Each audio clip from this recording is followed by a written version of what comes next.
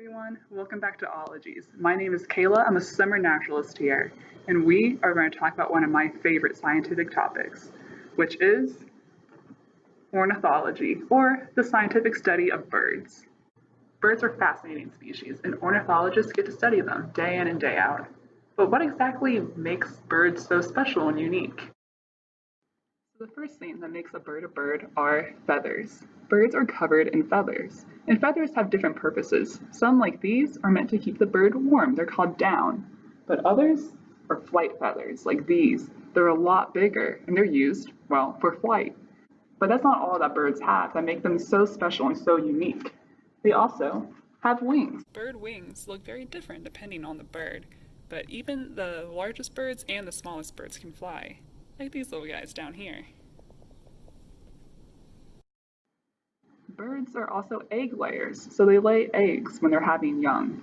They usually will build a nest and put these eggs in. Some birds do and some birds don't, but all birds hatch from an egg. All birds have beaks, and those beaks serve different purposes. Just as there's many different kinds of birds, there are a lot of different kinds of beaks. If you're a robin or a cedar waxwing, you have beaks that help you find worms, berries. You're omnivorous. Whereas if you're a raptor, you have a beak made for tearing into flesh. If you're a woodpecker, you have a very long beak, and it's made for drilling into wood. One of the last, most important parts of a bird are their bones. If we had wings, we still would not be able to fly because our bones are different. They're full of marrow and they're really heavy. Birds have very special bones because they're hollow. I cannot express how light these bones feel in my hand. This is the keel of the bird, which would be on its chest, and this is one of their wing bones. These are impressively light, and it's the only reason a bird takes off from the ground. As you saw, birds are really cool.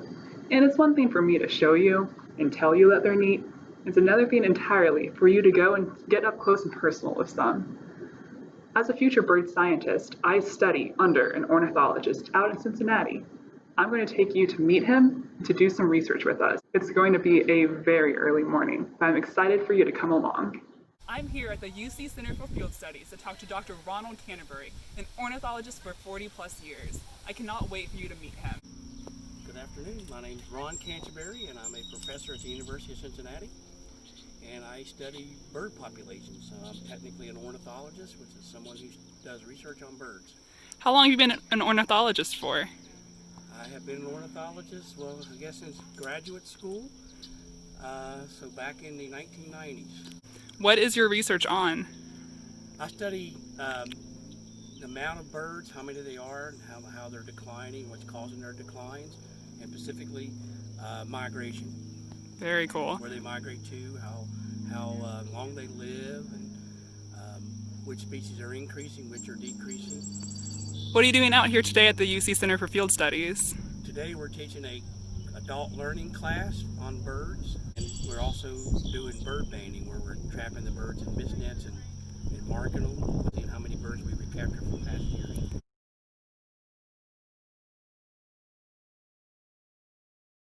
Bird banding is a form of population research used by ornithologists to capture and tag birds. To safely capture birds, large mist nets are used. Birds cannot see the nets and fly into them, becoming gently entangled. A bander then collects the birds and places them into a banding hold that keeps the birds calm, just like I'm doing here. A special band is placed onto the bird's ankle by a bander. This band has a code on it, allowing a bander to identify the bird if it's caught at a later date. We also gather information on the bird, such as its weight, wing size, and age. It's a great opportunity for people to learn how to identify birds as well. He's not a very old male, first year breeding male, second year bird. Hatched last year. Once the bird is banded, you can do the best part and release it back into the wild. Birds captured again the following year still have their bracelets. This gives ornithologists an idea of bird population dynamics, or where birds go and where they are. The coolest thing about bird banding is banders all over the world tell each other when they find birds from other ornithologists.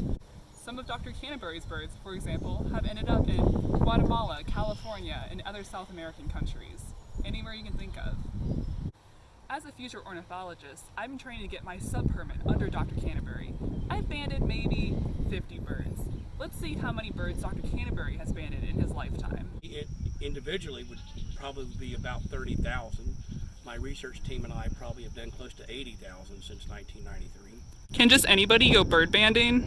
No, you have to have federal permits as well as state permits. Beyond extensive training and a whole lot of permits, bird banding still isn't for everyone. It involves getting up way before the birds. It's so early, but it's so pretty.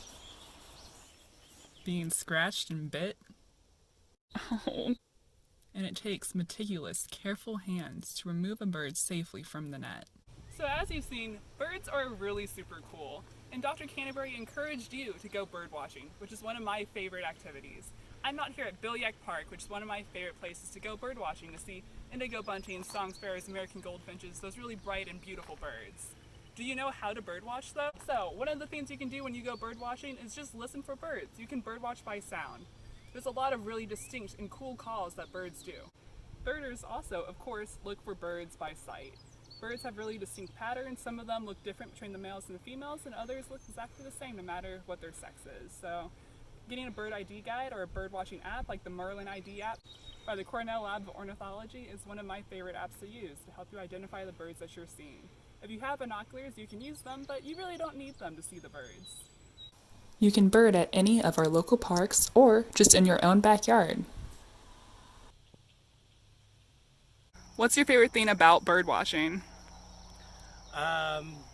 Well, I love to really watch birds just sing and sit and sing their different songs, different calls and songs they make, and they're just funny to watch in terms of flying and defending territories and eating insects or whatever they're feeding on. What would you tell someone who wants to start getting into bird watching? Well, you can get into bird watching at any age. It does not matter your age. Seek out other birders. There's lots of bird clubs, and both formal and informal, and ask for, places you can go to and sites you can get help to study and birds you can get help to learn and study. So that's all I have for you today. Thank you so much for joining into Ologies. I hope that you got to learn a little bit more about birds and got to appreciate them just as much as I do, if not more, and enjoyed getting to go out and go bird banding with us. I hope you tune into our next Ologies session and that you go out and explore nature this week. Legs.